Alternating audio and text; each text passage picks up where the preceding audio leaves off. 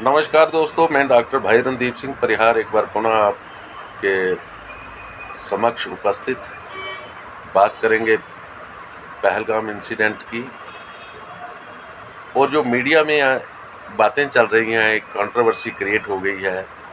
कुछ लोग कहते हैं जाति नहीं पूछी, धर्म पूछ लिया, और कुछ कह रहे हैं कि इसको कम्युनलाइजेशन किया जा रहा है। सवाल ये नहीं है कि जाति नहीं पूछी, धर्म पूछ लिया। मैं ये कहता हूँ कि भले ही धर्म भी ना पूछा हो, लेकिन मेरा एक सवाल है सभ्य समाज से, तमाम भारतवंशियों से और दुनिया के तमाम लोगों से, कि जो मारे गए लोग हैं उनका संबंध किस धर्म से था, और जो मारने आए थे, जिन्होंने अंधाधुंध गोलियां चलाई और तमाम ब्रूटैलिटी की हदें पार की, वो लोग कौन थे, उनका मजहब क्या था। आज इस पचड़े में हम पड़े कि उनका मजहब पूछा या ना पूछा। सवाल ये है कि लोग मारे गए हैं, भारतीय मारे गए हैं, और भारतीयों के साथ साथ कुछ दीगर लोग जो दूसरे मुल्कों से वाबस्ता थे और पहलगाम की सैर को आए थे, उनको भी मारा गया। यह बहुत दुखदाई घटना है जिसकी निंदा पूरी दुनिया कर रही है। बच्चा बच्चा इसको क्रिटिसिज्म कर रहा है, और जगह जगह इसके प्रदर्शन हो रहे हैं और लगातार प्रदर्शन हो रहे हैं। अगरचे भारत सरकार ने कुछ कदम उठाए हैं, लेकिन फिर भी आम व्यक्ति इन कदमों से सहमति नहीं जता रहा। आवाम चाहता है कि अब जो भी बात हो, आतंकवाद के खिलाफ वो एक अंतिम युद्ध लड़ा जाना चाहिए। चाहे वो हम कश्मीर में लड़ें या कश्मीर के बाहर जाके लड़ें, एक अंतिम युद्ध के लिए भारत को तैयार होना चाहिए। और इस आतंकवाद के खिलाफ जो भी युद्ध की शुरुआत हुई है, उसमें हम भारतीय सेना के साथ चट्टान की तरह खड़े हैं, भारत सरकार के साथ खड़े हैं।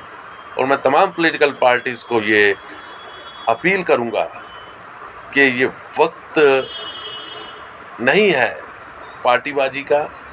हमें ये देखना है कि हमारे 28 लोग मारे गए हैं। मारने वाले कौन थे, उनका मारने के पीछे क्या रहस्य था। और ये पहला वाकया नहीं हुआ कश्मीर में, इसके पहले पुलवामा भी हुआ था, पठानकोट, उड़ी, छत्ती सिंहपुरा और जम्मू सूबा में कोई ज़िला ऐसा नहीं जहां पर आतंकवादियों ने नरसंहार नहीं किया।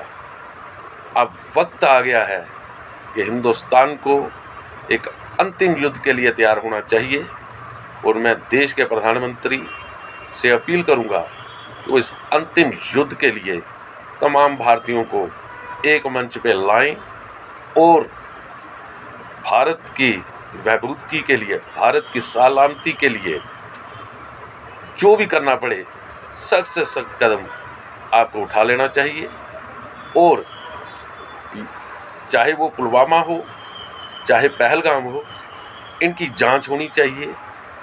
और क्या कारण रहे कि जो इतना दूर से चल के आगे आतंकवादी कैसे आए, कैसे पहुंचे, किसने पहुंचाए, किसने उनका साथ दिया, और जो जिम्मेवार लोग थे उनकी कहाँ गलती हुई।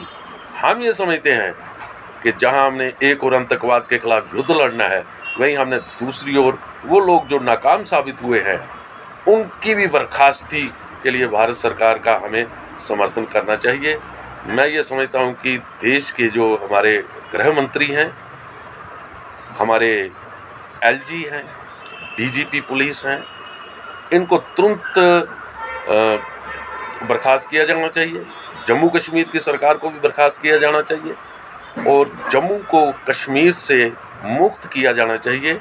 और कश्मीर की जो है, आतंकवादियों को कश्मीर में ही इनको जो है बंद करके इनका खात्मा करना चाहिए। ये ना हो कि आज जम्मू को भी पाकिस्तान या दीगर ममालिक जम्मू को भी दूसरा कश्मीर बनाना चाहते हैं, तो हम ये कहते हैं कि जिस तरह लद्दाख को अलग किया गया इस जम्मू कश्मीर के पचड़े से, उसी तरह जम्मू को इस कश्मीर से अलग किया जाए और जम्मू में सरकार चले और कश्मीर को कम से कम 2 वर्षों के लिए सेना के हवाला किया जाना चाहिए। इन्हीं अल्फाज के साथ मैं अपनी बात को विराम देते हुए आप सबको नमस्कार, जय हिंद और सलाम पेश करता हूँ।